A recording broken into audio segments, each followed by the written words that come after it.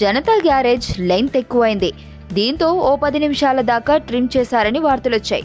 ఈ మధ్య అయితే ఈ వార్తలు శుద్ధ అబద్ధమని అంటున్నారు కొరటాల. అయితే జనతా గ్యారేజ్ తెలుగు వెర్షన్ విషయంలో అసలే మాత్రం కత్తెరకు పని చెప్పలేదన్న కొరటాల మలయాళ వెర్షన్ విషయంలో మాత్రం కొంత కోత పడ్డట్టు వెల్లడించాడు.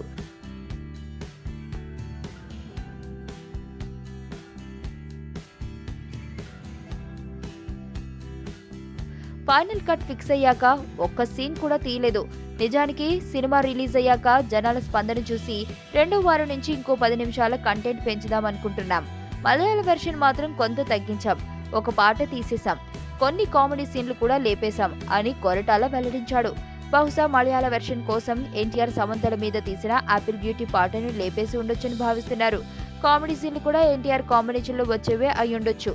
మరోవైపు కాజల్ చేసింది ఐటమ్ సాంగ్ అయినా అది కూడా సినిమాలో సిచ్యువేషన్ కు తగ్గట్లే ఉంటుందన్న కొరటాల తన నిర్మాతల సూచనల మేరకే ఆమెను పక్కా లోకల్ పాటకు ఎంచుకున్నట్లు తెలిపాడు.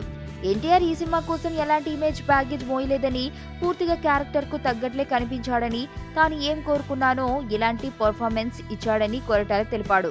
సినిమాలో హీరోయిన్లిద్దరికీ సమాన ప్రాధాన్యం ఉంటుందని, అవి రెండు కంటెంట్ ఉన్న పాత్రలని చెప్పాడు. నేను ఆనంద్. ఈ భూమన్నా, ఈ భూమి మీద ఏ సృష్టి అన్నా నాకు చాలా ఇష్టం.